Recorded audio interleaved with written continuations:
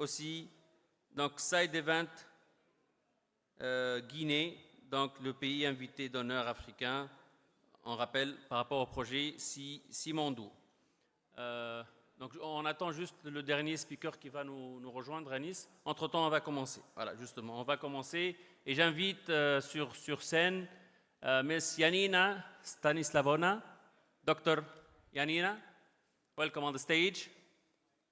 Madame Rachel Pungu Luamba, directrice générale de l'ANAPI. السيد طارق علي يوسف مرحبا. السيد يسري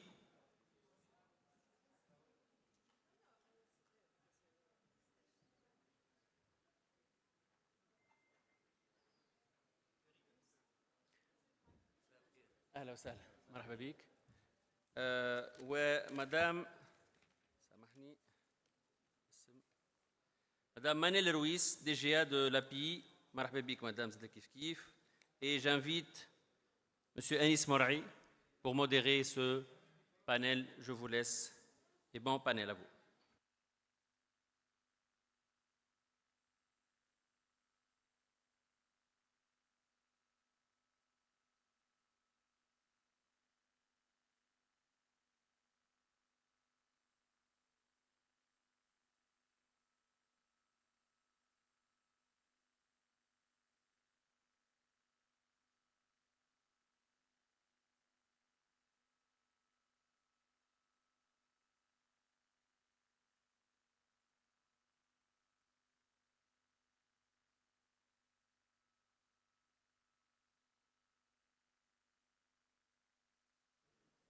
Micro, merci. Merci Iskander, merci pour cette introduction. Bienvenue à tous. Je suis ravi de modérer ce panel qui porte sur les chaînes de valeur africaines, stratégie d'industrialisation et intégration régionale, avec une pléiade d'intervenants aussi intelligents que brillants, avec lesquels je serai très ravi donc, de me concerter autour de cette question. Un grand merci pour les organisateurs de la FITA de me convier à ce panel très intéressant. Alors je me présente pour ceux qui ne me connaissent pas. Je suis Nismarei, je suis professeur d'université, je suis également journaliste, producteur et animateur à Mosaïque FM. Et je crée de contenu depuis de longues années maintenant sur les questions économiques. Alors, la thématique des chaînes de valeur africaines, stratégie d'industrialisation et intégration régionale n'est pas une nouvelle thématique. C'est peut-être un objectif que beaucoup de pays essaient de mettre en exergue, souvent avec des réussites, mais parfois également avec pas mal d'échecs, tant les intégrations tardent à se mettre en place. Et on parle essentiellement donc de confinement étatique plus que de stratégie donc, régionale et intégration régionale. Mais cela dit, c'est un rêve que les Africains souhaitent mettre en œuvre, surtout par les temps qui courent, avec des chaînes de valeur qui ne cessent de changer d'année en année. On a commencé à avoir des problèmes de chaînes de valeur donc, dans le monde avec la crise du Covid, ensuite avec donc, la guerre en Ukraine, actuellement avec la guerre au Moyen-Orient. Cette question de chaîne de valeur est très très importante et à travers ce panel-là, on va essayer quand même de brosser un peu le tableau et de dire comment pallier donc, aux défaillances et comment essayer peut-être d'éviter les écueils qui se mettent en place pour les stratégies donc, à faire des chaînes de valeur africaines, des chaînes intégrées. Donc sur ce panel, j'ai le plaisir d'avoir avec moi Madame Rachel Pungu Luamba, que je vous demande de saluer s'il vous plaît. Elle est directrice générale de l'ANAPI, l'Agence nationale de promotion d'investissement en RDC, République démocratique du Congo. J'ai également à côté de moi Madame Manel Ruiz. Elle est la directrice générale de l'API, la directrice générale adjointe. Oui. Qui sait, bientôt. Vous venez donc d'être nommé il y a un mois, donc qui sait. Voilà, si Omar peut-être sera là d'un moment à l'autre, on ne va rien lui dire.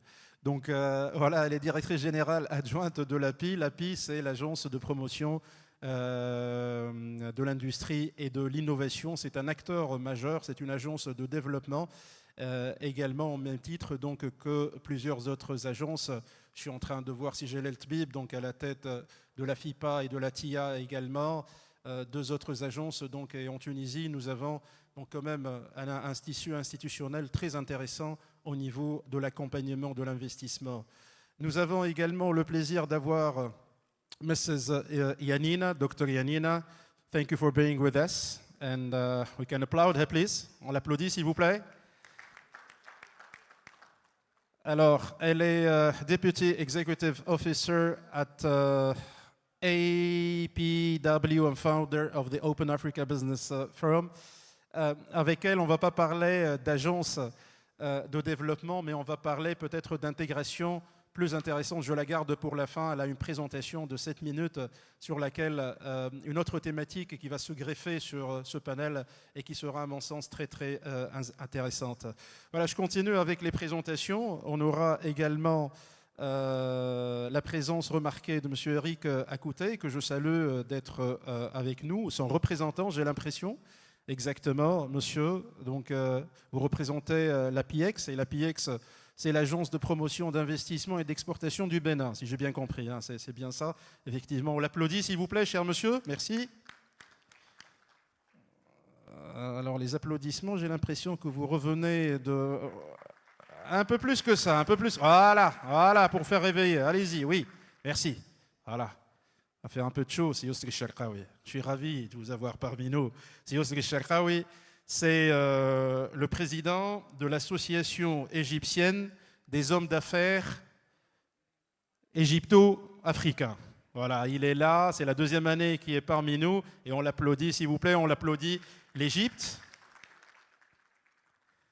Et bien entendu, je termine avec Sitar Ali Youssef Ahmed, qui est Senior Policy Officer at IMEC. IMEC, j'ai cherché, c'est le Centre africain d'excellence pour les marchés inclusifs. C'est bien ça, bienvenue parmi nous, on l'applaudit s'il vous plaît. Et ma première question, alors on va faire ce panel-là, puis je vous donnerai quelques temps pour interagir avec nos panélistes. Donc si vous avez des questions, essayez de les noter. Et par la suite, à la fin des interventions des uns et des autres, j'ouvrirai le débat avec la salle. Je vous remercie pour votre attention.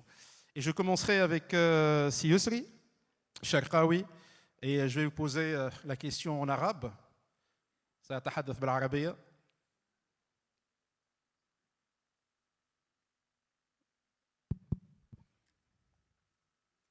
مساء الخير سيد أنيس، أهلا وسهلا بك. مرحبا. كيف ترى حجم التقدم في العلاقات الاقتصادية بين دول شمال إفريقيا وباقي دول القارة في السنوات العشر الأخيرة؟ شكرا جزيلا. وبداية السنوات العشر الأخيرة بدأت تشهد حالة زخم في التوجه من شمال أفريقيا إلى أفريقيا السوداء أو أفريقيا جنوب الصحراء، مما لا شك فيه أنه بقى فيه حاجة ماسة إلى خلق هذا الاحتياج وإلى ضرورة التواجد لحل مشاكل كثيرة حتى تستفيد القارة بخيراتها وثرواتها. القارة بتعج بالفرص. لو تحدثنا عن الأرقام هنتحدث عن 1,350,000,000 موجودين، منهم 65% في عمر الشباب. لدينا في القارة أكثر من 70% من مساحة الأرض الصالحة للزراعة دون تدخل عنصر بشري، ولدينا 38 دولة ساحلية، ونحتاج إلى استعادة استغلال الثروة المعدنية في القارة. نتحدث عن نسب ومكونات قد تستطيع أن تعمل تشغيل لمصانع العالم مكتملة 100 عام. هذه الدراسات كانت في الماضي يسيطر عليها الاستعمار ثم النسخة الحديثة من الاستحواذ، فاستبدل الاستعمار بالاستحواذ. لماذا؟ لغياب دول القارة الأفريقية. في تصوري أن تفعيل الاتفاقيات وظهور اتفاقية ال AFCFTA والتوقيع بالأحرف الأولى ونهاية التوقيع في النيجر في 2019، ثم دخول مرحلة البث التجريبي، ثم الآن في تفعيل. وأعتقد أننا أمام 14.5% زيادة في حجم التبادل التجاري ما بين دول شمال أفريقيا ودول أفريقيا جنوب الصحراء. صحيح الرقم ما وصلش وما تعداش 214 مليار دولار. القارة بتستورد أو بتعمل تبادل تجاري استيراد وتصدير مع العالم ب1.5 تريليون دولار. الشمال عمل 200 حاجة و20 مليار دولار، ده رقم 2024، والرقم ده مش رقم كبير، لكن احنا بنسأل ونتساءل في كل لقاءاتنا للحكومات، للمناطق الجمركية، لتحسين قواعد المنشأ. ليه؟ علشان خاطر نقدر نتواجد. النهارده انا موجود في النسخة 9، وانا ليا حظ ان اكون موجود ب5 نسخ، لإيماني الشديد جدا أن الفرص في غرب أفريقيا قوية. بنين دولة فيها فرص وفرص كبيرة، وأجرينا معهم أكثر من حوار. كوت ديفوار، وكان ممثلتنا في المكتب في تونس متواجدة في كوت ديفوار. بنحاول بقدر المستطاع أن احنا نقدر نوصل بالمعلومة وبتبادل المنتجات وتبادل الخبرات. هنبطل نفكر كتجار وكرجال أعمال إن احنا نصدر لدولنا إيه، لكن نستورد منهم إيه. احنا محتاجين، مصرنا محتاجة خامات، محتاجين أخشاب، محتاجين لحوم حمراء، محتاجين كل الحصاد الزراعية. أعتقد إن احنا أمام توجه جيد في المرحلة المقبلة. نتعشم إن 26 27 28 يكون نتائج أفضل من كده، لا سيما أن التحديات الإقليمية والظروف التي يمر بها العالم وتغير الخريطة الاقتصادية للعالم أثبتت تماما بما لا يدع مجالا للشك أهمية أن يكون هناك استفادة لأفريقيا بخيراتها وثرواتها. احنا جاهزين بالقدرات الصناعية، لدينا 390 عضو في الجمعية، لدينا أكثر من 20 تجربة نجاح على الأرض موجودين في أفريقيا جنوب الصحراء، موجودين بشركات تشييد وبنى وشركات بنية تحتية وطاقة، وجاهزين ان احنا نكمل هذا الماراثون مع الجانب التونسي في غرب وشرق أفريقيا في تكاملية وليس في تنافسية. الآن نحن نتحدث عن تكامل إفريقي، وأعتقد أن الفرص تأتي الآن في هذا الزمن مرة واحدة، ومش هنقدر نتواصل بغير ذلك. أستاذ يسري، هل تعتبرون أنه the economic integration like COMESA for example أو CEDEAO في غرب أفريقيا، أو the African FTA Free Trade Agreement، هل تعتقدون أنهم من المسببات للأرقام التي قدمتموها؟ هل هناك علاقة جدلية أو علاقة سببية بين ارتفاع المبادلات التجارية بين الشمال وبين جنوب الصحراء، بين الدول الأفريقية؟ هل ساهم ذلك فعليا بالرغم من التعقيدات، بالرغم من كل المشاكل ربما التي تعترض مثل هذه المبادلات؟ شكرا جزيلا على السؤال. هناك مساهمة ولو بسيطة في البداية. أنا أعتقد أنه الارتفاع اللي حصل والنسبة اللي حصلت، لكن وجود الاتفاقيات شيء مهم، لكن تحويل الاتفاقيات من أحبار ومخطوطات وأوراق إلى تفعيل بيحتاج مجموعة من الأدوات. الموظفين اللي موجودين في الجمارك العابرة للحدود في القارة الأفريقية وتدريبهم، أدوات الفحص الجمركي، في أمور غير مرئية بين أسطر وحروف الاتفاقيات. هذه الأمور هامة للغاية ودائما نعول عليها. علشان كده دائما وأبدا أنا أتحدث ليك يا سيد أنيس، وأتحدث لكل الإخوة الموجودين، دعونا نحدث الشارع الأفريقي، دعونا نخرج من القاعات ومن الاجتماعات والحوار ما بين ممثلي الحكومات في اجتماع وآخر إلى رجل الشارع الأفريقي، فهو المنفذ للتعليمات وهو المنفذ للاتفاقيات وهو المستخدم للمنتجات. هذا الأمر مهم جدا. نحن لدينا إعلام أفريقي ضعيف إلى الآن. هناك من ترك فينا خوف من أفريقيا جنوب الصحراء، ولم يوصل لأفريقيا جنوب الصحراء ما هو موجود لدينا. الأمر سهل جدا، إلى ممكن أن نحقق من خلاله نتائج غير مسبوقة. لو سمحتم. لحظة سيسري، الأساتذة في آخر الصالة، شكرا على الاستماع. شكرا. تفضل سي يسري. شكرا جزيلا. إذا لدينا مرحلة التحول، كان هناك نسبة بسيطة من الاتفاقيات، لكن خليني أقول لك أن الحاجة أم الاختراع. احنا النهارده الإخوة في أفريقيا جنوب الصحراء في أمس الحاجة إلى القدرات الصناعية والتعليمية والتدريبية من الشمال الأفريقي، والشمال الأفريقي في أمس الحاجة إلى الخامات والمنتجات الموجودة والمعادن اللي في قلب القارة. أعتقد أن النماذج اللي احنا بنشوفها اليوم، زي وجود بعض الشركات النهارده اللي عارضة وموجودة من دول قارة أفريقيا موجودين هنا. عدد الشركات النهارده انا ليا ملحوظه عايز اقولها لك، عدد الشركات اللي موجوده من القاره الافريقيه وجايه عارضه النهارده بمنتجاتها ما كانش ده العدد اللي موجود العام الماضي ولا العام اللي قبله.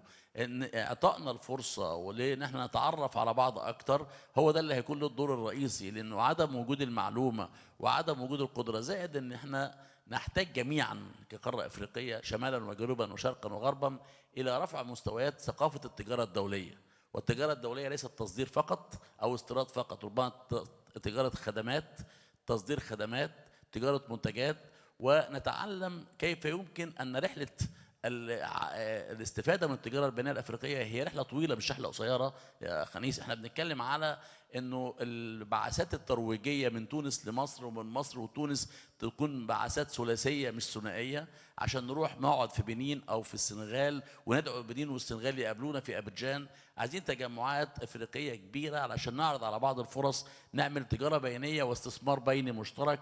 القاره الافريقيه بتستورد يا جماعه الارقام ب 834 مليار دولار العام الماضي، وبتصدر ب 700 وشويه مليار دولار.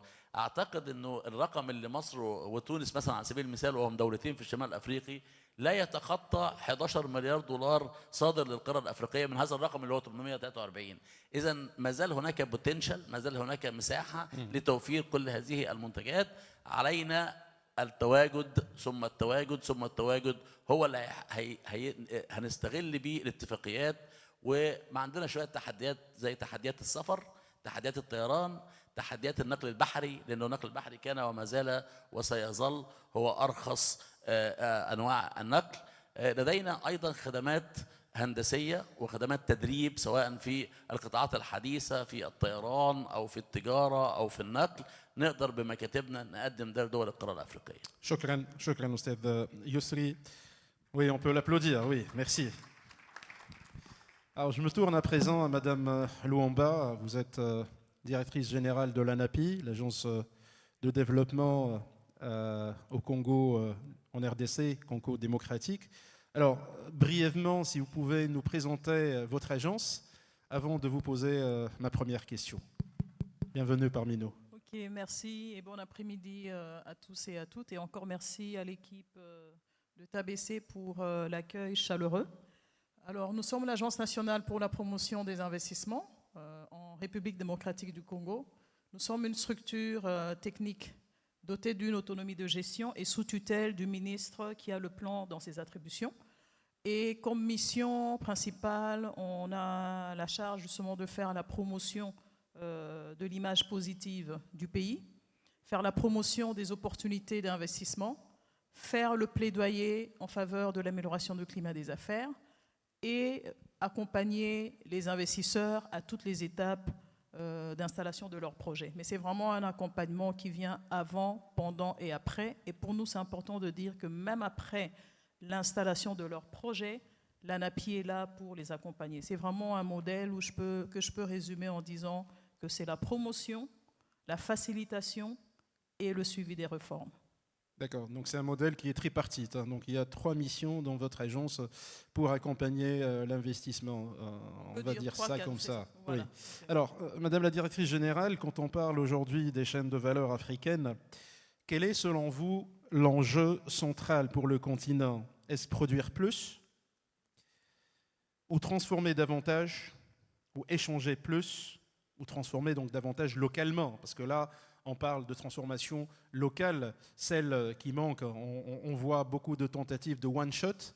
Or, le one-shot, aujourd'hui, n'est plus le bienvenu en Afrique. Je pense que la production et l'échange restent des facteurs majeurs pour l'essor d'une économie. Mais si je prends le cas de nos économies à nous en Afrique, La transformation locale est un levier primordial, stratégique et majeur. Pourquoi je le dis? Parce qu'on a plusieurs pays. Quand je regarde le profil des pays africains, la plupart de ces pays ont des ressources abondantes. Ces pays se positionnent comme des grands producteurs. Si je prends le cas en RDC, je regarde tout ce qui est production minière. Et je parle que du cobalt, par exemple. La RDC, à elle seule, produit 70% de la production mondiale du cobalt. Mais elle ne le transforme pas. Ce cobalt est nécessaire pour l'industrie de l'automobile, avec les batteries aujourd'hui. Mais ces batteries sont produites et assemblées ailleurs, même pas en Afrique. Et lorsqu'elles reviennent au Congo, elles coûtent cher. Si je prends le coltan qu'il y a dans nos téléphones, c'est la même chose. Quand ce téléphone, je l'achète à Kinshasa, il a un prix exorbitant. Donc on ne profite pas de cette création de valeur, on ne profite pas du transfert de technologie. Et donc, les pays africains devraient insister sur cela. Ça n'exclut pas cette production abondante. Bien sûr, on devrait avoir cette production abondante. On devrait produire par la suite et commercialiser, idéalement développer des chaînes de valeur régionales. C'est la même chose quand je regarde le pourcentage des produits transformés que l'on importe. Je pense que c'est de l'ordre de 85% dans la plupart des pays, surtout en Afrique subsaharienne. Si je prends en Afrique de l'Ouest, grosse production de cacao qui part à l'état brut et qui revient dans ce même pays-là sous forme de tablettes de chocolat, mais à beaucoup plus cher. Donc on devrait, nous, s'atteler à produire localement, exploiter tout le circuit pour l'économie. J'ai une question par rapport à ça. Alors, ce constat, nous sommes en train de le faire, cela fait 20 ans, 30 ans. Depuis que j'ai commencé à m'intéresser à l'Afrique, il y a 30 ans, que j'écoute ce constat-là, qui n'a pas changé. La question de la transformation, la question de la production locale, la question de la valorisation des produits localement fait aujourd'hui. Vous parlez de cacao, les prix du chocolat dans le monde et du cacao sont en train d'être multipliés par 10, par 20, par 30, par 40. Une tablette de chocolat aujourd'hui coûte au bas mot donc dans 10 euros, 15 euros, hein, donc pour une tablette de 300 grammes. Aujourd'hui, pourquoi il n'y a pas de synergie pour qu'un pays aussi grand que la RDC, pour qu'un pays aussi grand que le Cameroun, pour qu'un pays aussi grand que la Côte d'Ivoire ne produit pas ses propres... Alors, j'essaie peut-être de faire une distinction entre les pays subsahariens et les pays donc, du Nord-Afrique qui, eux, tirent leur épingle du jeu parce que nous avons une industrie quand même transformatrice assez intéressante. Pour ne prendre que le cas de la Tunisie, sur des piliers comme l'automotive, sur l'aérospatial, sur les industries agroalimentaires, l'Égypte aussi, le Maroc également. Donc l'Algérie, elle commence aussi donc, à produire et à transformer, à sortir un peu du joug des hydrocarbures. Mais pour les pays subsahariens, pourquoi autant de retard dans la mise en place de stratégies et d'industries de transformation ? Je pense que c'est un point important. Hein. Et effectivement, si j'essaie de faire la distinction entre l'Afrique subsaharienne et l'Afrique du Nord, qui a déjà une longueur d'avance, je dirais qu'il y a beaucoup de défis en Afrique. Il y a eu des défis en termes d'infrastructure, en termes de stabilité politique, et peut-être les urgences étaient ailleurs, donc c'était peut-être de stabiliser ces pays-là. Mais aujourd'hui, la plupart des pays, et si je prends le cas que je maîtrise le mieux, qui est le cas de la RDC, il y a réellement cette volonté de pouvoir transformer de manière structurelle l'économie. Des réformes ont été mises en place pour mettre en place le cadre pour. On a un plan national stratégique de développement qui, justement, vise à faire de la RDC à l'horizon 2050 un État à revenu élevé et un plan national stratégique de développement qui trace cette trajectoire vers la transformation de son économie et des politiques qui ont été mises en place. La politique de la transformation agricole pour ne pas dépendre des importations des produits alimentaires, ne pas dépendre, et déjà pour les produits de base, et développer les chaînes de valeur agricoles.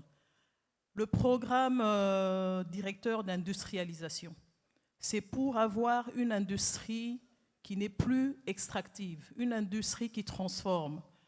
Et pour cela, on a mis en place des parcs agro-industriels, des zones économiques spéciales, et il y a des politiques pour renforcer au niveau des infrastructures, parce que ça, c'est un frein aussi, que ce soit au niveau du pays ou de la sous-région. Le développement des infrastructures avec ce qu'on appelle le programme de développement des 145 territoires. La RDC n'est pas que Kinshasa, c'est les provinces aussi. Et pour qu'on ait cet essor-là, il faudrait avoir des routes, des dessertes agricoles, développer des moyens de communication. Ouais. Donc on est vraiment dans cette lancée-là. Je pense qu'en mettant en place les mécanismes pour, et en ne se limitant pas qu'au cadre légal, mais c'est de voir réellement sur terrain qu'est-ce que l'on peut faire, comment passer à l'action. Je crois que ça a été dit par mon prédécesseur. On pourrait avoir des résultats parce que finalement, c'est des choses qui sont à notre portée. La RDC en elle-même est un grand marché.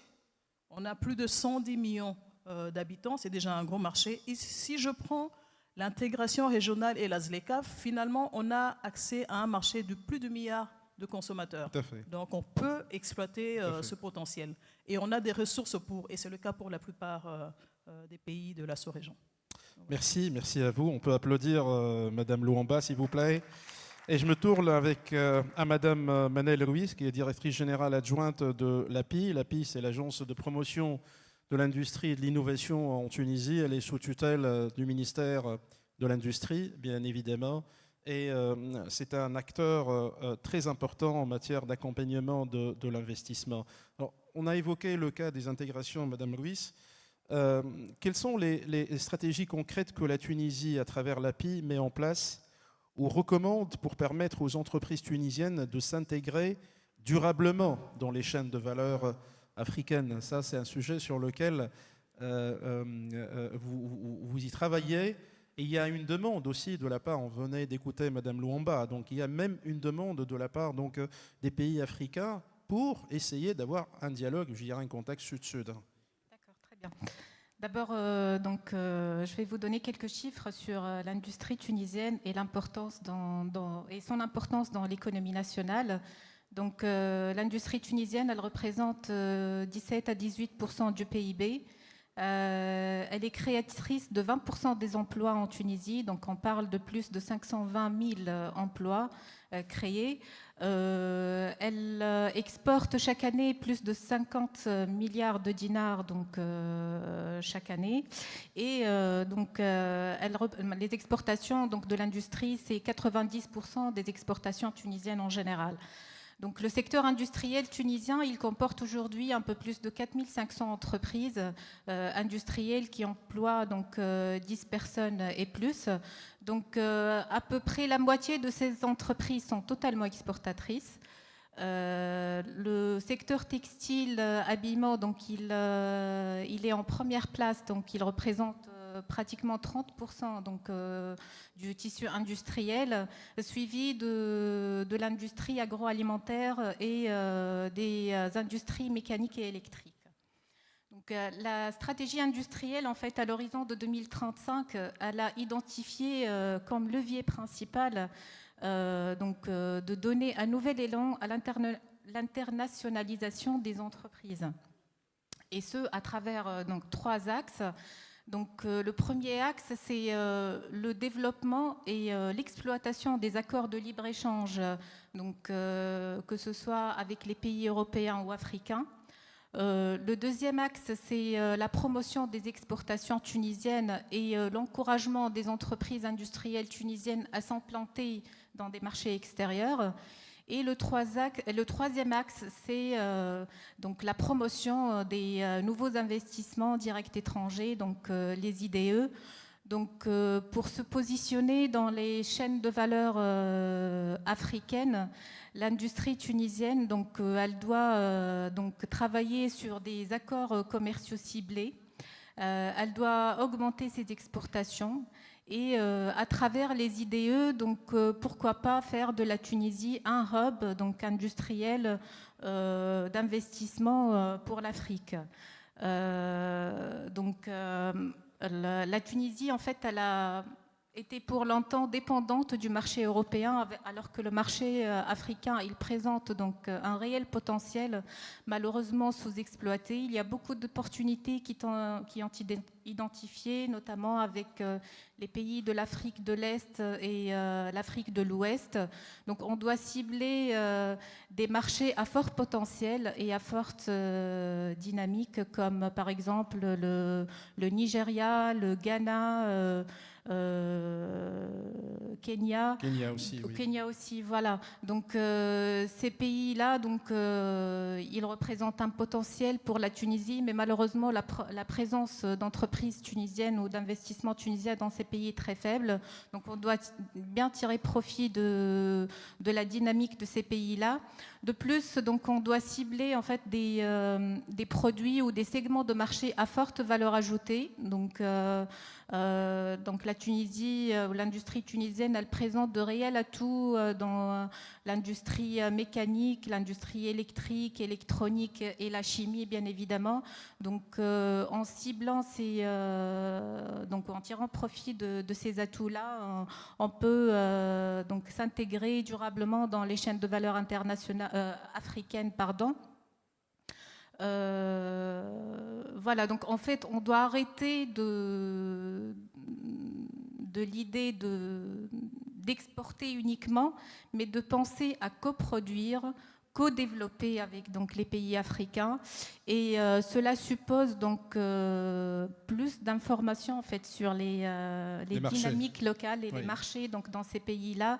Donc il faut plus de collaboration entre les agences, notamment donc de promotion d'investissement, pour faciliter cette intégration et l'accompagner. Oui, tout à fait. Tout à fait. Et puis il y a le travail très important du CEPEX aussi, parce que le CEPEX, c'est pas ils sont là, donc nos amis du CEPEX, sur Timura tout à l'heure, sur Gavartaya, donc c'est l'agence qui promeut l'exportation, et bien évidemment ils ont 6 bureaux dans toute l'Afrique, si je me trompe pas, ils sont 6, un peu au Kenya, en RDC aussi, en Côte d'Ivoire, Sénégal, Cameroun, et également dernièrement ils ont ouvert donc un bureau au Cameroun, et effectivement ça donne une information très très très importante sur. Mais moi peut-être je voudrais vous poser une autre question. Aujourd'hui, en profitant de notre présence ici au FITA, est-ce qu'il y a des conventions scellées, par exemple, entre l'API et la NAPI, par exemple? Parce que, justement, aujourd'hui, si on peut ou si on veut parler d'intégration dans les chaînes de valeur africaines, il va falloir quand même sceller des accords entre les mastodontes cadres, on va dire. Donc, est-ce qu'il y a aujourd'hui des passerelles donc institutionnelles entre des agences comme les vôtres? Oui, justement, donc on est sur un projet déjà de convention avec l'ANAPI. Donc, on a finalisé l'accord, on l'a validé et normalement ça doit être signé donc après le FITA. Alors, je profite de votre présence, Madame Ruiz, DGA de l'API, pour vous poser une deuxième question qui me paraît en relation avec la première. Dans ce contexte d'intégration régionale africaine, quel est votre rôle pour renforcer la position de l'industrie tunisienne dans les chaînes de valeur continentales et quelles sont les principales mesures que vous jugez prioritaires pour attirer davantage d'investisseurs africains? On a toujours tendance à regarder en bas, mais on n'a pas tendance à regarder ou à laisser un peu les gens nous regarder directement vers le haut. Et nous avons toujours réfléchi comment aller chez eux. Mais est-ce qu'aujourd'hui, nous changeons de paradigme pour dire comment les attirer chez nous? Donc, l'API, bien sûr, elle joue un rôle important en fait, dans l'amélioration du climat des affaires en Tunisie, permettant justement donc la promotion ou l'augmentation des IDE donc, en Tunisie. Nous travaillons sur en fait, l'identification aussi des secteurs des secteurs porteurs à forte valeur ajoutée qui peuvent être en fait des futurs ou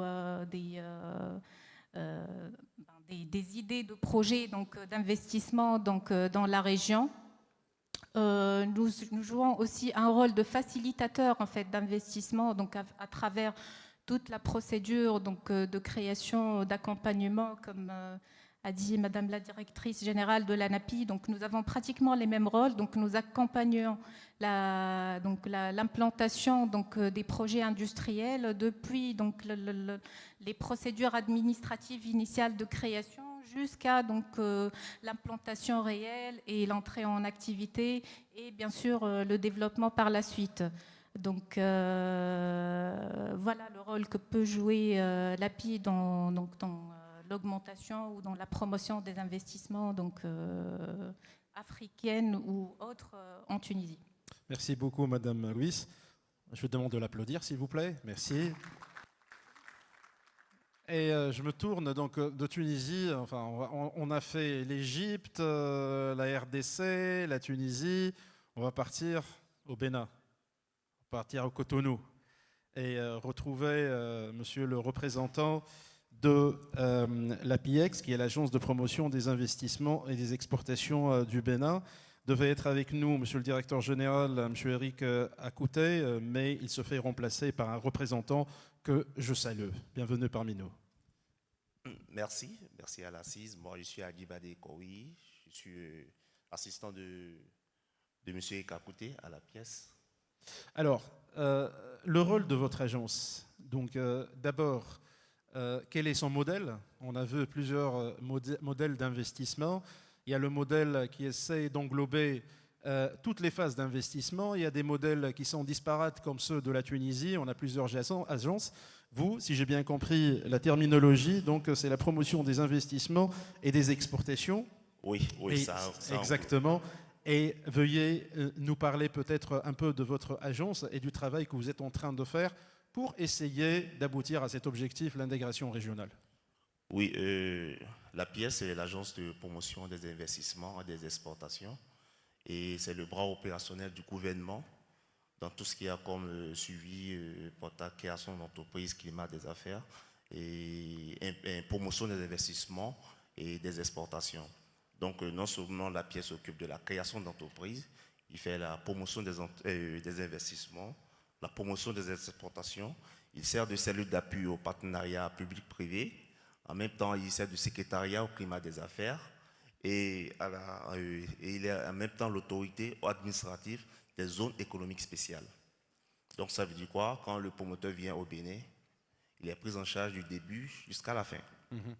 Depuis la création de son entreprise jusqu'à son projet d'investissement, l'étude des projets de facilitation d'agrément au cours des investissements, le suivi de ses droits, des honorations de TVA pendant la phase d'installation, s'assurer que tout se passe lors de la phase d'exportation, lors de la phase d'exploitation de ces unités industrielles.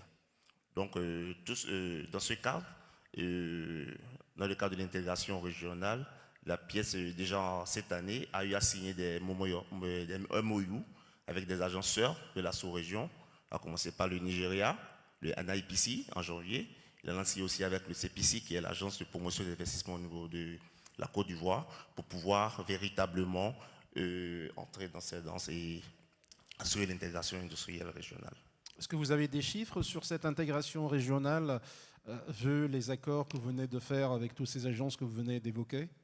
Je n'ai pas de chiffres sur moi, là maintenant, parce que c'est en début de cette année que ces accords ont été signés. Des plans d'opérationnalisation ont été définis pour la promotion conjointe des investissements pour des investisseurs de ces différents pays. Donc pour le moment, je n'ai pas encore de chiffres. Dans les prochaines sessions des années antérieures, les chiffres seront là pour parler, pour justifier de tout ce qui est en train d'être fait. Quels sont les secteurs les plus porteurs en la matière? C'est plus les secteurs industriels parce qu'aujourd'hui, c'est la transformation. Donc le Bénin a une zone industrielle. À Saint-Mpodi, il a aussi la zone industrielle de Glodigbe qui a été mise en place. Et depuis l'année passée, on a aussi la LZ, qui est la zone économie spéciale portuaire, qui a été créée pour servir de parc logistique, de hub logistique pour la sous-région. Parce que vu la position du Bénin, Ça fait déjà, prenons déjà au niveau de l'Afrique de l'Ouest, c'est une porte d'entrée stratégique. Donc avec son positionnement stratégique, il a... Et puis le port d'eau profonde de Cotonou aussi, c'est l'un des plus importants dans la région. Oui, effectivement, effectivement. Et justement, la zone économique de ALZ, dont j'ai parlé tout à l'heure, est située au sein du port autonome de Cotonou pour les activités à forte valeur ajoutée dans le domaine de l'assemblage, du packaging, voilà. Je vous remercie, merci beaucoup. On peut applaudir monsieur, s'il vous plaît, pour sa brillante intervention. Et maintenant, je reviens à Dr Yousri Cherkaoui. Docteur. أو قبل الدكتور سامحني سي يسري ماذا بيا نسمع الأستاذ طارق علي يوسف أحمد. رحبوا به تصفيقة على الدكتور طارق علي يوسف أحمد وهو Senior Policy Officer في الCentre africain d'excellence pour les marchés inclusifs. Alors, marché inclusif. يبدو أنه من ربما المصطلحات المهمة جدا في التكتلات الاقتصادية العالمية وأيضا الإقليمية، ولكن لو تقدم لنا لو سمحتم المركز، ثم نتحدث لاحقا ربما عن دوره وماذا يفعل لدعم سلاسل القيم بين مختلف الدول. Okay, thank you very much, Mr. Moderator, and thank you for inviting IMEC.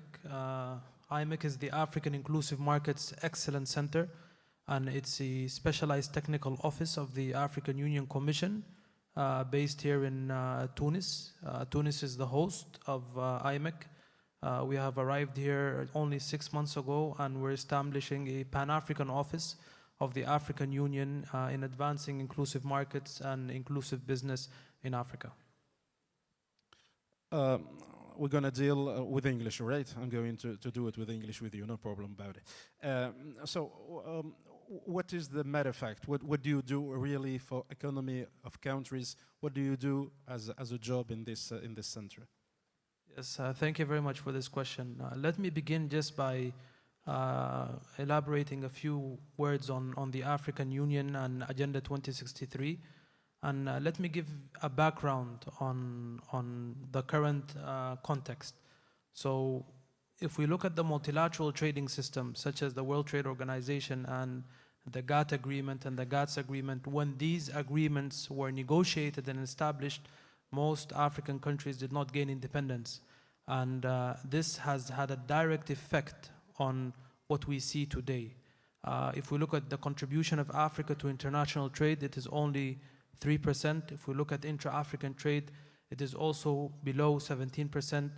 And this is a paradox because Africa is the breadbasket of the world, but it still imports its food. Africa is the leading oil producer in the world, but still imports refined oil. So this paradox has to be changed. And this is why the African Union came with Agenda 2063 with 7 aspirations. And the first aspiration is in advancing inclusive economic and sustainable growth in Africa. One of these aspirations, as I mentioned, inclusive growth, is inclusive markets, is how we can advance inclusive markets, is how we can have inclusive business in the continent. And the Commission mandated this new office in advancing inclusive markets and inclusive business in the continent. Yeah, but in fact, in reality, what do you do? I mean, is it institutional? Is it a support for the private sector? Is it private equity, maybe challenges? What do you do? Is it expertise, just expertise? What do you do really on it? So IMEC has 3 pillars. It's identify, facilitate, and replicate. The first pillar is to identify the best practices. What we see in the continent is what we just heard here in the panel. We have excellent practices from Benin, from Egypt, from the DRC, but the problem is countries are operating in silos. So we act as a platform to bring in the best practices, we identify the best policies so we can replicate them within the continent. And I think this is a very excellent gathering to showcase IMEC. And it's a platform. It's a platform for the best practices, for the best inclusive business and inclusive markets practices. We have a fund also to really incentivize the best practice in the continent. And we see that we have great success stories. If we look at M-Pesa in Kenya, which has provided mobile finance for over 30 million in East Africa, this is a great achievement. Safari.com. We have best practices in Ghana. We have best practices in Nigeria. We have InstaPay in Egypt. So I think all of these practices need to be shared as a continent, and if we want to support regional integration, we need to share our best practices. We need to provide policy frameworks. Let me add that the African Union now is a permanent member in the G20, and the G20 is a very important economic platform, and we need to solidify our voices so we can go to the G20 and have a common position. Right now, we had the WTO 14th Ministerial Conference in Yaoundé in Cameroon, and we had a very strong position on the reform of the World Trade Organization, as I mentioned at the beginning, and this includes reforming the agricultural subsidies agreement, for example, because it is unfair for the subsidies provided by countries for Africa's trade. Secondly, the TRIPS agreement, trade intellectual property rights, this is also unfair because if we want to see industrialization in Africa, and we have been talking about this for many years, we need technology transfer. But the multilateral system does not support the technology transfer to Africa. And if we do not negotiate what has not been negotiated in the 50s and 60s during the Uruguay round, we will not be able to have this transfer. And this is what we are advocating for at the African Union level. IMEC is working with the private sector to enhance the private sector, to work closely with the private sector to have more inclusive markets through successful practices within the continent. Thank you so much. Can applaud please Mr. Tariq Ali Yusuf Ahmed. Thank you. أستاذ دكتور يسري، سؤالي الثاني لحضرتك، ما هي الخطط والاقتراحات التطبيقية على المديين القصير والطويل من أجل رفع معدلات التجارة والاستثمار بين دول شمال إفريقيا وباقي الدول القارة، مرتكز على قواعد مصرية تونسية؟ يعني وكأنه أنت جيت يعني بفوكس معين، الشراكة التونسية المصرية، وأعدتها مرتين، يعني قلت نحن لسنا في تنافس ولكن في complementarity. فأنا أبدأ من هنا وأنت تكمل لو سمحت. أشكرك سيد أنيس، وشكرا لكل المداخلات الأولى من السادة الزملاء المتحدثين. في الحقيقة أنه أنا مؤمن تماما بأنه أفريقيا لابد أن تكون تكاملية، وإذا أردنا صناعة التكاملية فلابد أن نبدأ بنموذج بين مصر وتونس، وهذا ما كررته على مسمعك وعلى مسمع الجميع. وفي تصوري أن احنا عندنا مجموعة من الأطروحات اللي قاعدين نفكر ونجهز لها. التحرك ل يعني رحلات تجارية ورحلات تبادل تجاري مكثف في المدى القصير ما بين في تجمعات تجمع ما بين رجال الأعمال ورواد الأعمال في مصر وتونس مع العمق الأفريقي، ومحددين كينيا ومحددين كوت ديفوار والسنغال ومنطقة بنين وغانا تحديدا، المنطقة اللي موجودة في غرب أفريقيا. ويمكن عاملين في خطتنا يعني ما يقرب من 16 رحلة تجارية مختلفة، وهيكون مصاحب فيها عدد كبير ومدروسة بشكل جيد. احنا كمان بنفكر في انه تونس ان شاء الله تقدر تحتضن يعني معرض كبير لغرب افريقيا، او معرض نسميه معرض الويست، وقاعدين نعد له اعداد جيد. يمكن تحتضن صفاقس 27 بشكل مهم في قطاعات صناعيه معينه. يمكن قاعدين كمان نتكلم على منصات يعني بتكون، احنا بنجهز لحاجه اسمها From Africa to Africa. دي منصه كبيره يكون على مستوى القاره، هتوفر الداتا والمعلومات حول المنتجات والسلع والخدمات والمان باور لكل دول القاره الافريقيه. حاجه كبيره جدا بالداتابيز. بدانا النواه من اكثر من 10 شهور، هننتهي خلال 7 أو 8 شهور قادمين. بنحاول بقدر المستطاع انه نجري يعني لقاءات تتعلق بكيف يمكن دفع الاستثمار البيني المشترك. احنا عندنا الاستثمارات البينية مع شمال افريقيا وافريقيا جنوب الصحراء ضعيفة. وضعيفة ليه؟ نتيجة انه كتير جدا مش ملم بعملية دخول وخروج الاموال، بعملية الاعفاءات الجمركية لمدخلات الصناعة ومدخلات الانتاج، عملية نقل القدرات الصناعية اللي موجودة في شمال افريقيا او جنوب افريقيا او مصر ربما تكون هي نقل جزئي لتكنولوجيا ترانسفير، اذا كان هناك صعوبة في تكنولوجيا ترانسفير على مستوى العالم كما ذكر الزميل، لكن هناك نقل جزئي ممكن أن نحدثه لبعض الصناعات، وده هيكون جزء من الحلول اللي شغالين عليها بشكل جيد. أعتقد أنه ما زلنا محتاجين مزيدا من التسهيلات من الحكومات الإفريقية. وخلينا نتكلم يا سيد أنيس، وأنت يعني لديك دور وآخرون لديهم دور فيما يتعلق بالإعلام الأفريقي المشترك. مفيش إعلام اقتصادي أفريقي قوي. بنتحدث دائما أبدا على تصدير السلبيات، نتحدث عن عدم وجود استقرار سياسي، نتحدث عن مشكلات فيما يتعلق بالبنية التحتية في دول أفريقيا جنوب الصحراء، نتحدث عن المنظومة البنكية والمصرفية في هذه الدول التي يجب أيضا أن يعمل القائمين عليها على تحسين المنظومة المصرفية. محتاجين أيضا أنه يكون الدخول إلى مرحلة ما يسمى بصناديق الاستثمار الفردي أو الاستثمار الخاص بالقطاع الخاص على مستوى الشركات. ربما أصبح وسيلة تقليدية. الآن علينا أن نفكر جديا مع الصندوق السيادي المصري وبعض الإخوة الموجودين إلى تدشين صناديق استثمارات دولية، صندوق استثمار للزراعة في أفريقيا عموما، ليس في منطقة بعينها إنما ممكن يكون في القارة، صندوق أيضا استثمار للتجارة وتمويل التجارة البينية. طبعا الصندوق مع أدوات التمويل الأخرى سواء كان الأفريكزام بانك أو بنك التنمية الإفريقي أو أي مؤسسة من المؤسسات المصرفية المتعددة الأطراف. لكن أيضا الصناديق ربما تكون حل من الحلول، لأن الصناديق سوف توفر أكبر عدد ممكن من المحاور الصعبة.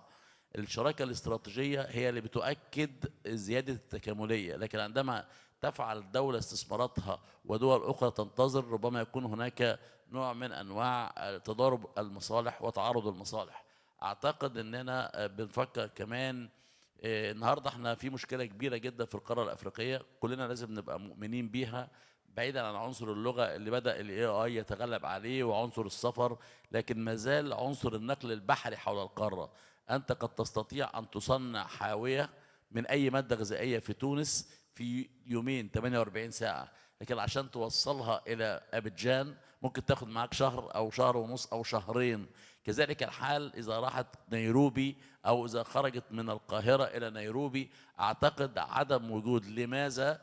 لأن خطوط الملاحة العالمية السبعة الكبار ما بيدخلوش الموانئ بتاعتنا علشان خاطر ياخدوا 100 كونتينر أو 200 كونتينر يودوهم أي مكان في القارة. فعشان كده بنفكر في تدشين صندوق استثمار للنقل البحري الإفريقي. هذا الصندوق ربما يقدر يوفر عدد معين من المراكب الإيجار المؤجرة اللي هي 4000 حاوية. لو الناس اللي معانا هنا في القاعة اللي بيتكلموا على النقل البحري، احنا عارفين ما يسمى بالجامبو. الجامبو بتشيل 27000 حاوية، ودي مراكب بتطلع من الصين رايحة أمريكا أو على البحار ما بتخشش. وكمان الغاطس اللي هو العمق الغاطس بتاع الموانئ الأفريقية غير مهيئ إلى دخول مثل هذه المراكب الكبرى. أعتقد تحدي كبير في بعض الأمور الخاصة بالبنية التحتية. احنا رفعنا الأمر كثيرا كمجتمع اعمال واعمال. احنا كجمعيه رجال اعمال المصريين الافارقه اجرينا دراسات وابحاث واكثر من ويبينار مع جهات مشتركه عشان نقدم للجهات الحكوميه. اعتقد يا سيد انيس انه من مثل هذه المؤتمرات تخرج التوصيات. لولا تضارب الافكار ما جاءت الفكر. احنا بنوجه الحكومات ان تكون شريكه في مثل هذا الصندوق ولو بنسب بسيطه، لانه لو 7 أو 8 دول من اللي لديهم موانئ محوريه وموانئ مؤثره اشتركوا في هذا الصندوق مع تمويل من شركات نقل وملاحة في هذه الدول وفي كل دول القارة، سنستطيع إلى تدشين خطوط ملاحية تتحرك مثل خطوط الطيران الداخلي في قارة أوروبا. أعتقد أن ده هيسهل وهيساعد كتير جدا، لأنه خلي بالك وشيء مهم جدا لازم أكد عليه، أن خلق التجارة وخلق الصناعة يأتي من خلق الأسواق والوصول إلى أسواق بعيدة، لأنه مش معقول أبدا هطور الصناعة وهطور المنتجات وأنا ما عنديش طلب من أسواق قادمة. فاحنا محتاجين نشتغل على منظومة النقل، وده انت قلت لي الاهداف القصيرة قلتها في الأول، وده هدف من الأهداف الطويلة اللي ممكن نشوفه قبل 2030. احنا بنجلس كل يوم ممكن يدخل الافريكان ديفلوبمنت بانك يبقى بدي فند جوه هذا الصندوق، لأن هو ده التطوير الحقيقي إلى توصيل القارة. وعايز أركز على حاجة قبل ما أختم معاك، إنه المستعمر عندما ترك القارة الأفريقية واستعمر دول القارة ما بين 200 عام، دي 50 ودي 60، حتى خطوط السكك الحديدية. أنا عايز أقول لكم على معلومة، خط السكة الحديد القطار اللي ما بين مصر والسودان، عرض شريط القطار في مصر يختلف عن عرض شريط القطار في السودان، ده 96 سنتي وده 146 سنتي، حتى لا نستطيع أن نتصل معا في يوم ما. آن الأوان إلى أن تتصل القارة الأفريقية حتى تستطيع أن تحقق التنمية المستدامة. شكرا جزيلا. شكرا أستاذ يسري الشرقاوي. Et je me tourne à Madame la Directrice Générale, à Madame Luamba. On a parlé de la relation institutionnelle entre les agences de développement, de promotion également. Mais quid de la relation entre ces agences et puis l'investisseur? Parce que, in fine, le plus important, c'est créer des plateformes d'échange, des plateformes, je dirais, récipiendaires, donc des investisseurs. Mais le plus important, c'est d'accaparer ces investisseurs, c'est de leur montrer qu'il faut venir dans nos pays pour essayer de gagner donc de l'argent. Et à ce titre, je voudrais vous poser cette question. Quel rôle une agence comme l'ANAPI peut-elle jouer pour faire le lien entre les ambitions d'industrialisation des pouvoirs publics et puis les attentes concrètes des investisseurs? Très bien. D'abord, j'ai mentionné le plan de développement du pays qui vise à transformer de manière structurelle l'économie. Et pour cette transformation, ce plan national stratégique de développement utilise deux leviers qui sont l'amélioration du climat des affaires et la promotion des investissements, et qui finalement rejoignent les missions principales de l'ANAPI. Donc, entre autres stratégies, on a mis en place un mécanisme ou un levier de ciblage des investissements à valeur ajoutée, des investissements créateurs d'emplois et qui peuvent transformer ou qui peuvent conduire en tout cas une transformation locale. Donc on les accompagne et on a un cadre de concertation de manière générale avec les ministères sectoriels, avec le secteur privé, pour voir réellement de part et d'autre, d'abord du côté de l'investisseur, quelles sont les attentes par rapport à d'éventuels partenaires qu'ils aimeraient avoir, et aussi de la part de ces partenaires-là, quels sont les secteurs stratégiques qui sont repris dans le plan national stratégique de développement et comment on les accompagne, mais vraiment voir quels sont les mécanismes sur terrain et quelles sont les incitations dans ces secteurs-là. Mais aussi au vu de l'évolution du contexte, que ce soit au pays, parce que les objectifs qui ont été retracés dans le plan national stratégique aujourd'hui ne sont pas forcément les mêmes qu'il y a quelques années. Tout à fait. Et aussi l'intégration, les besoins au niveau de l'intégration régionale aujourd'hui, parce que vous l'avez bien dit ici, il faut que ça avance réellement. Des accords ont été ratifiés, des textes ont été pris, mais il faudrait matériellement implémenter tout cela. Et l'agence a un grand rôle dans ce sens-là.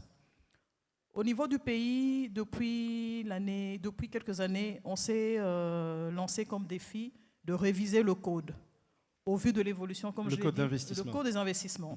Parce qu'on a d'autres priorités aujourd'hui, notamment arriver à la transformation de notre économie. On a également, avec les accords qu'on a conclus dans le cadre régional, des normes à respecter en termes de gouvernance économique, en termes de facilitation d'investissement. Au niveau de la ZLECAf, par exemple, il y a un protocole d'investissement qu'il faudrait aussi intégrer dans nos objectifs.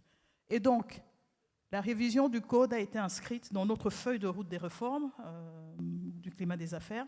C'est à charge de notre ministre, du ministère de tutelle, le ministre du Plan, mais l'ANAPI, dans son rôle et comme organe technique, c'est elle qui coordonne un peu les travaux techniques.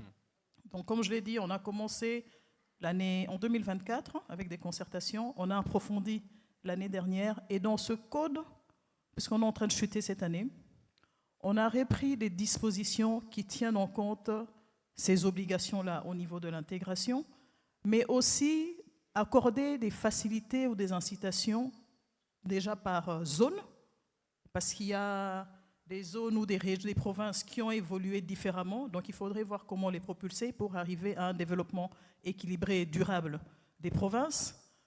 On accorde des incitations différemment selon les secteurs. Beaucoup d'investisseurs, et c'est ça l'importance de l'accord, beaucoup d'investisseurs reviennent vers nous pour dire c'est lourd d'investir dans l'agriculture. Les incitations que vous accordez à un investisseur qui veut se lancer dans l'agriculture et qui est finalement un des secteurs prioritaires et qui crée réellement de l'emploi, ça ne peut pas être les mêmes que celui qui va ériger un bâtiment à revenu. Donc par secteur. Et aussi,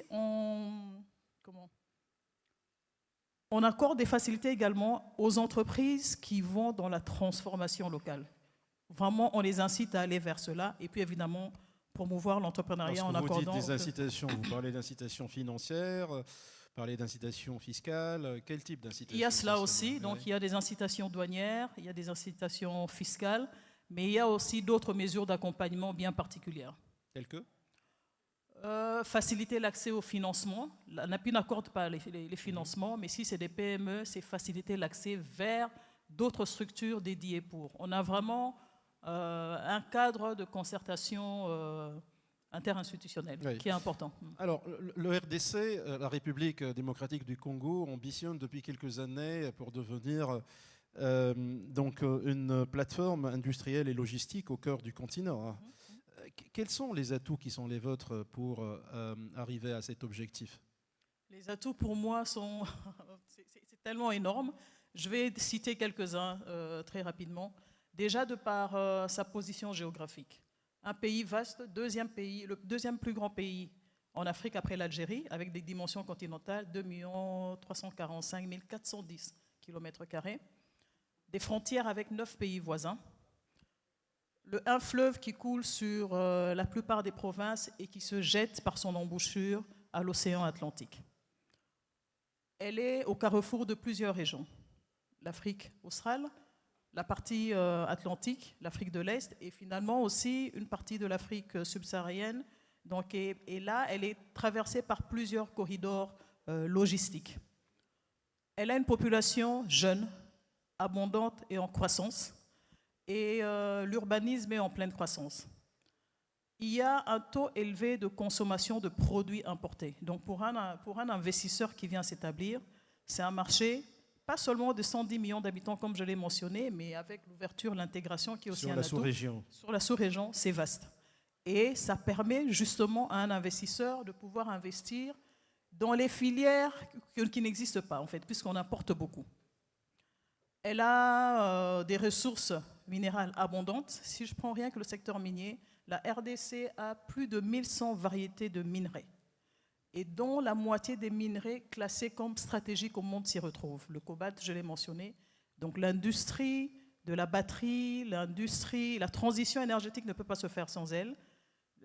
Des terres arables abondantes, plus de 80 millions d'hectares, et surtout, pour ne citer que cela, et surtout une vision réelle de vouloir transformer l'économie. On le voit aujourd'hui, des réformes qui sont en cours pour améliorer l'environnement des affaires, et puis tous les efforts qui sont faits pour promouvoir les investissements, attirer les investissements nationaux et étrangers.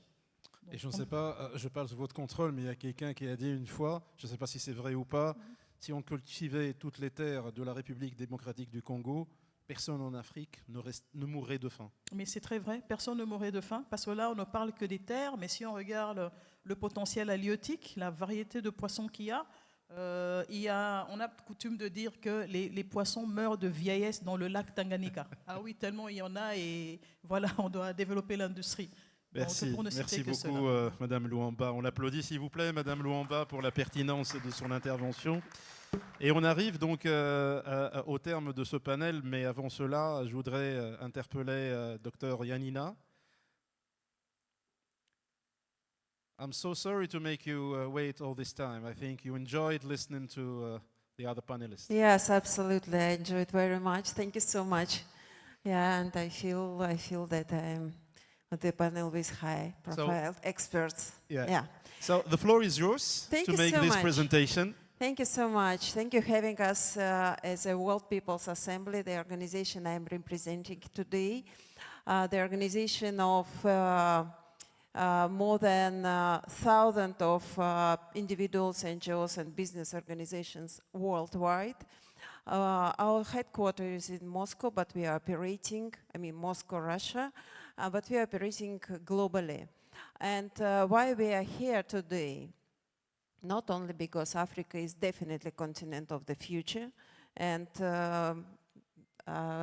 our panel confirmed it one more time, but also because we believe that there is some important level of business communications we should not miss. And with some slides I would like to share with you now, I would like to remind about this important level of trust between people to people to build sustainable business relationship, especially in the investment field.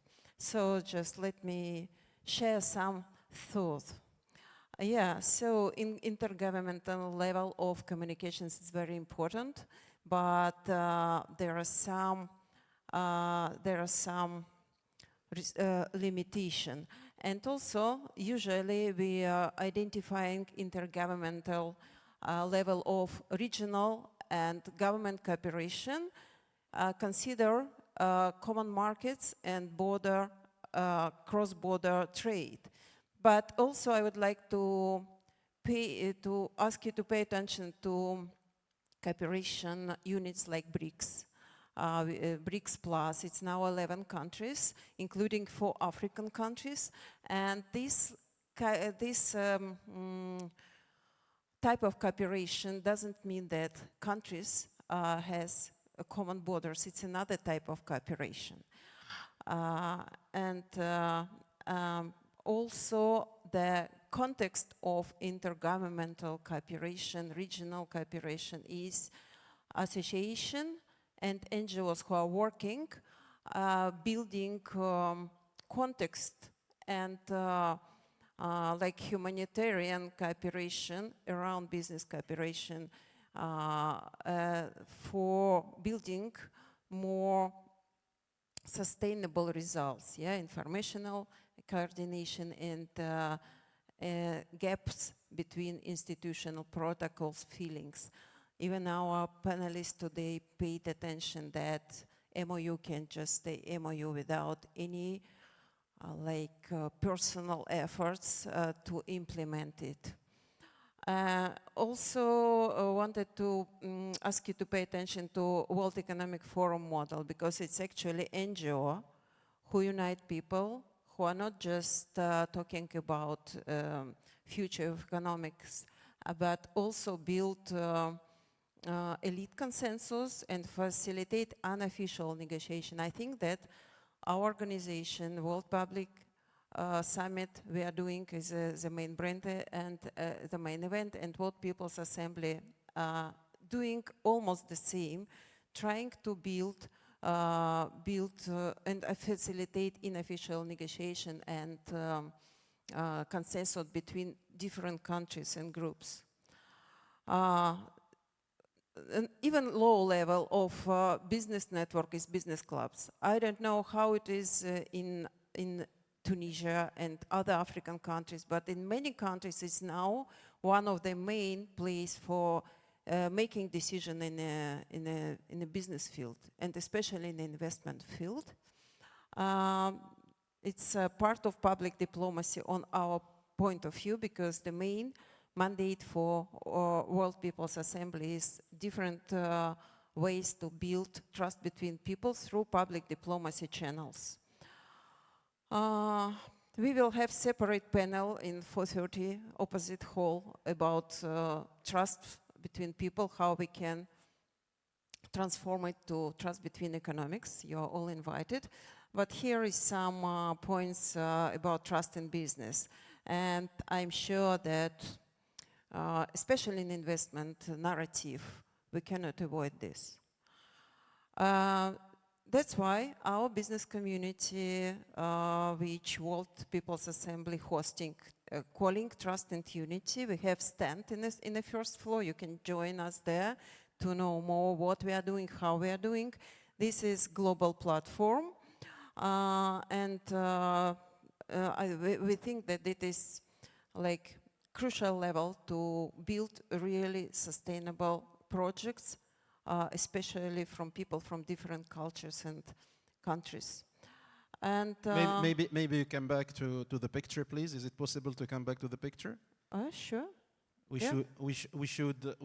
should add, I think, African people and Asian people as well. It was. No, there is not. Yeah. There's just Arabic and European or maybe Slav people. Yeah, sure. Yes, we will do it. Especially in this audience, it was our mistake.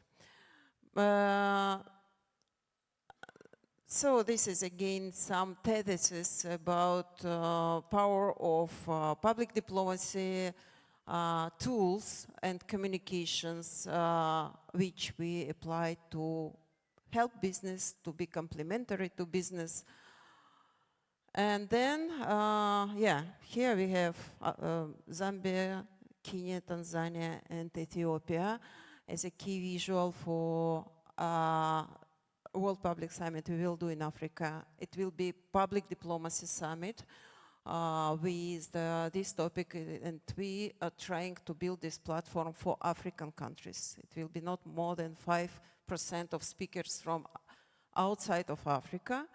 And this is our main topics, thematic platforms to discuss. And I'm happy to see here a representative of African Union. We already built connection with African Union, and actually venue of this Public Diplomacy Summit will be Economical Commission of United Nations in Africa, and also it will be some business area.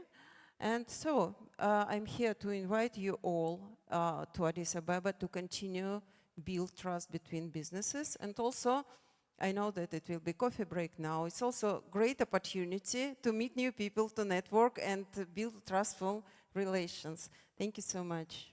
On peut applaudir Dr Yanina, s'il vous plaît. Merci beaucoup pour cette présentation. Et on va ouvrir brièvement donc, le débat avec la salle. J'aurai besoin des hôtesses, s'il vous plaît, pour essayer de faire défiler le micro. Elle est là, la ravissante hôtesse.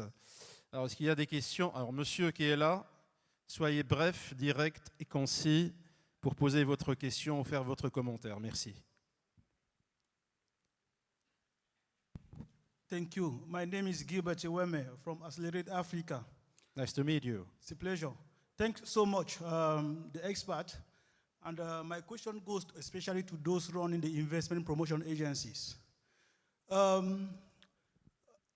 My experience is most of investment promotion agencies in Africa, they focus on direct investment into their countries, and they neglect the investment within the countries.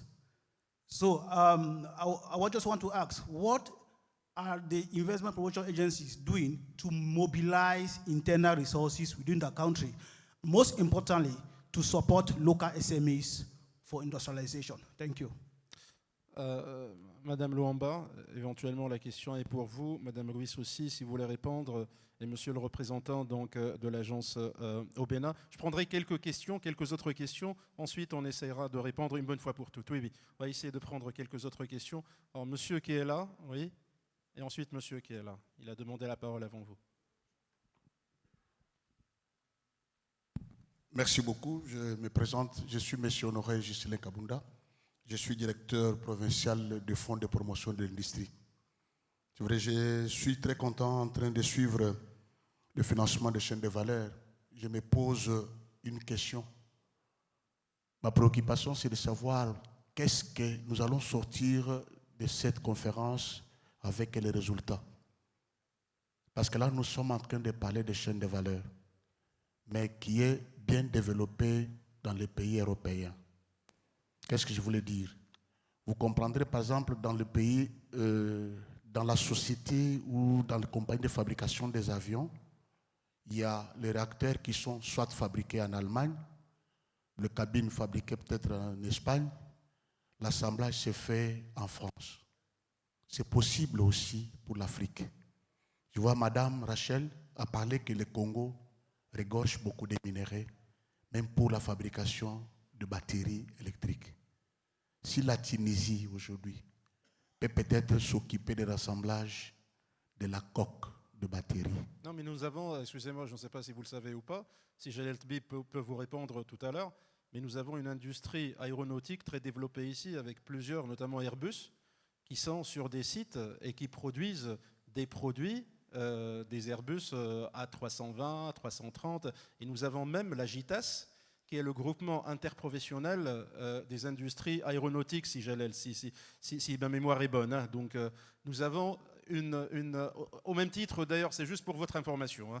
Donc au même titre que l'automotive, nous avons par exemple 260 entreprises qui exportent vers l'Europe donc le câblage et les composantes automobiles.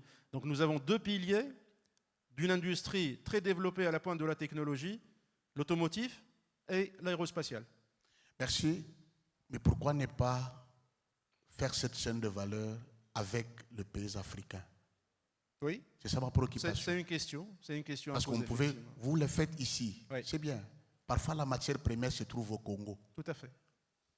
Et nous pouvons prendre cette matière première, on les dépose en Tunisie. Tout à fait. C'est ça ma préoccupation. Nous allons sortir d'ici avec quel résultat? Parce que nous sommes en chaîne de valeur. Ça peut être appliqué en Afrique avec l'AI, l'API, c'est ça quoi? L'Agence de promotion industrielle, d'investissement et la NAPI. Je crois que nous pouvons faire quelque chose de bien. Voilà, je remercie pour votre question. Monsieur qui est là, qui a demandé la parole. Ensuite, je donnerai la monsieur derrière. Merci. Je suis Ilyas Sinan, coordinateur de la cellule climat des affaires au Bénin. Par rapport à l'intervention de la DG ANAPI du Congo, la question, le défi de la transformation locale en Afrique, le modérateur, vous l'avez dit, on en parle maintenant depuis bientôt 40 ans, mais ça ne change pas. Il y a un aspect qui a été éludé dans la réponse qui est très important, c'est la question du capital humain. Est-ce qu'aujourd'hui, le Congo a des écoles qui forment dans les métiers de transformation du manganèse, du cobalt?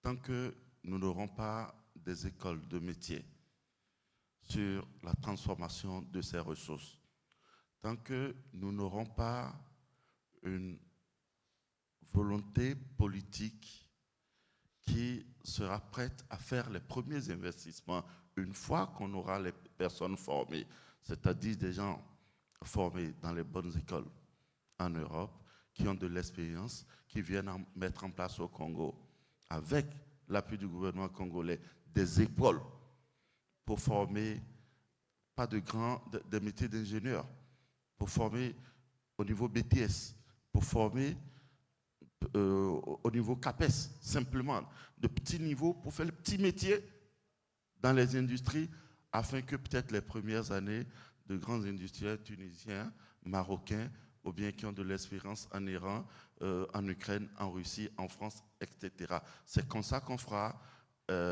qu'on réussira à lever le défi. Second aspect, on parle de financement de la chaîne de valeur. Le débat est tellement intéressant qu'on n'a pas suffisamment insisté là-dessus.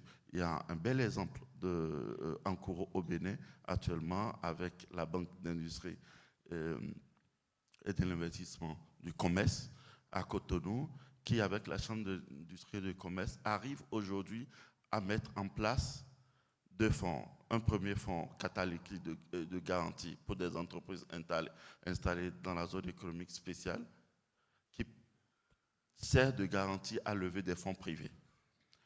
L'État également a réussi, à travers la banque dont j'ai parlé tantôt et la caisse de dépôt de consignation, des mesures adéquates de garantie qui permettent facilement de lever des financements pour des projets qui sont éligibles au cours d'investissement et pour lesquels on peut accompagner des PME, accompagner des industriels qui veulent transformer sur place des matières premières produites au Bénin. Merci. Et nous avons déjà des réussites en la matière. Merci à vous. Alors, monsieur qui a demandé la parole aussi, je termine avec lui. Bonjour, Souheil Gessoum, je suis président de la Confédération algérienne du patronat citoyen. Voilà, je ne comptais pas poser de questions, mais j'ai entendu le commentaire de monsieur. Et très rapidement, concernant l'intégration des chaînes de valeur africaines, la ZLECAf encourage cela. Donc, je vais vous donner un exemple. Si j'ai un produit algérien que je veux vous vendre, il faut un certain taux d'intégration pour que vous puissiez l'acheter sans droit de douane. Tout à fait. Par contre, si je prends du coton du Niger et que je le produis en Algérie, donc je produis du textile en Algérie et que je vous le vends, ben ce sera considéré comme un produit 100% d'origine africaine et donc vous ne paierez pas de droit de douane. Et donc l'intégration des chaînes de valeur se fait de cette manière. L'idée, c'est que la matière première africaine soit produite en Afrique pour ensuite l'exporter vers le reste du monde. Voilà, donc c'est tout ce que je voulais dire. Merci. Merci à vous. Alors, je donne la parole à Madame Louamba pour répondre donc à la question qui vous a été posée sur les chaînes de valeur et puis le rôle des agences. Donc, je commence par la question sur le rôle des agences et comment elles font pour promouvoir également les investissements nationaux. L'ANAPI, en tout cas pour le cas de l'ANAPI, on est le conseiller du gouvernement central en matière d'amélioration du climat des affaires et promotion des investissements, mais aussi des gouvernements provinciaux. Je l'ai mentionné, peut-être qu'on n'a pas eu le temps de le détailler. Dans notre plan national stratégique de développement, il y a un pilier important qui est le développement durable et équilibré des provinces. C'est pour éviter d'avoir des provinces à deux vitesses ou une différence ou des marges avec la capitale. Et donc, nous, dans le cadre de nos missions et en ligne avec le plan national stratégique de développement, on s'inscrit tout à fait dans cela. On accompagne les provinces en termes de sensibilisation sur l'amélioration du climat des affaires. Il y a des cellules de climat des affaires provinciales. On a également, nous, le siège est à Kinshasa, mais on a également des antennes en province pour être au plus proche de ces cellules-là. Ces cellules réunissent en leur sein les délégués, d'abord le délégué de l'ANAPI, les délégués du secteur privé, du secteur public et de la société civile. Donc tout ça, c'est pour arriver à un même rythme d'information. Deuxièmement, on travaille avec les provinces sur la cartographie de leurs opportunités d'investissement. Ça voudrait dire qu'on parle de manière générale des opportunités d'investissement en RDC, mais ce serait bien de voir aussi dans chaque province quelles sont les potentialités. Et en troisième lieu, on s'organise lorsque tout ça est bien mis en cours pour faire la promotion de ces investissements-là. Ça voudrait dire que autant on peut avoir des missions économiques qui arrivent à Kinshasa, mais on en a qui vont directement dans les provinces. Donc pour nous, c'est important qu'il y ait également au niveau des provinces cette même dynamique-là. Et si je peux le dire aussi, même dans le code des investissements, pour justement ne pas défavoriser certaines provinces, parce qu'il y en a qui ont peut-être plus de richesses, surtout minières, parce que ça attire plus. On différencie les incitations et les avantages en termes de zones. Il y a des zones où vous pouvez avoir des incitations sur 3 ans et d'autres sur des périodes plus longues, parce qu'on reconnaît qu'il y a un déficit d'infrastructures et qu'il y a un besoin de les accompagner. Et au-delà de ça, au niveau du gouvernement, il y a un programme pour mettre en place toutes les infrastructures de base. C'est le programme que j'ai mentionné, le programme des 145 territoires. Donc, Madame Ruiz, vous voulez répondre aussi peut-être à cette question-là. Je donnerai la parole à vous si vous voulez répondre également à la question aussi. Non, je voulais répondre plutôt à la question de monsieur sur les résultats qu'on peut élaborer à travers ce panel. Donc des recommandations, disons, pour le développement de l'intégration des chaînes de valeur africaines. Je pense qu'on doit travailler sur 3 ou 4 axes principaux, qui sont le travail conjoint sur l'amélioration du climat des affaires dans les pays africains et la fluidité des investissements, et ce, donc, à travers la simplification des procédures, la digitalisation des services administratifs et bien sûr l'harmonisation de la réglementation. Le deuxième axe sur lequel on peut travailler, c'est la favorisation donc, des partenariats donc, industriels africains, donc à travers les co-investissements par exemple ou les joint ventures industriels, le partenariat technologique également. Donc on peut favoriser ce partenariat, que ce soit à travers des incitations fiscales, financières ou même par des procédures simplifiées.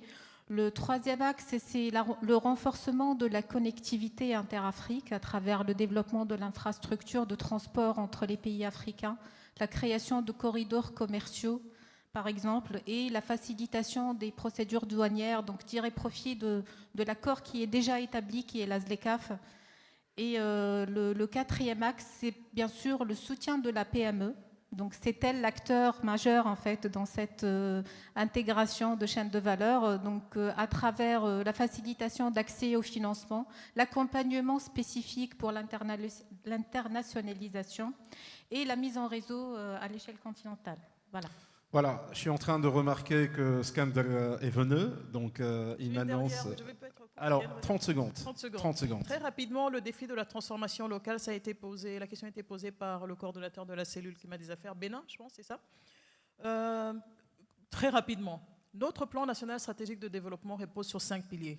La bonne gouvernance, l'éducation, la diversification de l'économie, le développement des infrastructures et puis le développement durable des provinces. Donc, l'éducation est un point clé pour nous et donc, parmi les secteurs à promouvoir, il y a l'éducation également et on commence par la base. C'est comme ça qu'en RDC, il y a quelques années déjà, on a mis en place la gratuité de l'enseignement pour commencer déjà à la base.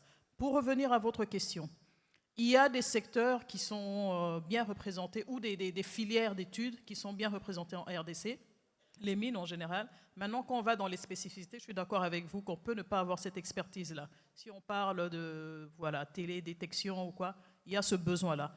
Ce qui est repris dans notre code, c'est que lorsqu'un investisseur arrive, entre autres obligations, puisque quand l'État accorde des exonérations, il y a la contrepartie, il y a des obligations aussi. Il y a des clauses de respect de l'environnement et aussi de transfert de technologie. On termine avec ça. Hein? Il va falloir que je rende donc le micro. Voilà, donc nous arrivons au terme de ce panel. Donc, en relation avec les chaînes de valeur et l'intégration africaine, je vous demande, s'il vous plaît, d'applaudir chaleureusement Madame Louamba, Madame Ruiz, Madame Yanina également. Ils sont où les applaudissements? Oui. Sitarq Ali Youssef Ahmed et Dr Yousri Sharqawi et Monsieur le représentant de la PIEX. Voilà, c'est une photo de groupe qu'on va faire. Je cède la parole donc à Skander pour annoncer la pause café et puis le panel qui suivra sur le financement et qui va être très très intéressant. Merci d'avoir été si patient, merci d'avoir été si attentif et à très bientôt, j'espère. Merci. Merci beaucoup, cher Anis. Merci pour la modération de ce panel. Nous vous invitons à prendre une photo de groupe. Et nous vous annonçons aussi la pause café juste après, juste à peine 20 minutes. Dans 20 minutes, à 16h30, nous reprenons directement avec le panel 3, financement du développement des chaînes de valeur en Afrique, banques, fonds d'investissement et institutions de développement, ici même à la salle Oya. À 16h30, à la salle Salambo, le panel ministère du Commerce et du Développement des exportations et programme d'appui à la ZLECAf. C'est un panel avec la GIZ, Alliance stratégique pour une Afrique émergente. À la salle VFA, à 16h30 aussi, Side 23, CCTM et EDBM, Choose Madagascar, investir à Madagascar. Et à la salle LIM, à 16h30, CCTR et WPA, From People's Trust to Economic Trust. Salle Sirène, c'est terminé à la salle Sirène et nous vous annonçons aussi que les B2B se terminent jusqu'à 18h. N'oubliez pas de confirmer vos rendez-vous sur la plateforme ACP. Et je vous invite à la pause café. Rendez-vous à 16h30 ici même. Merci beaucoup.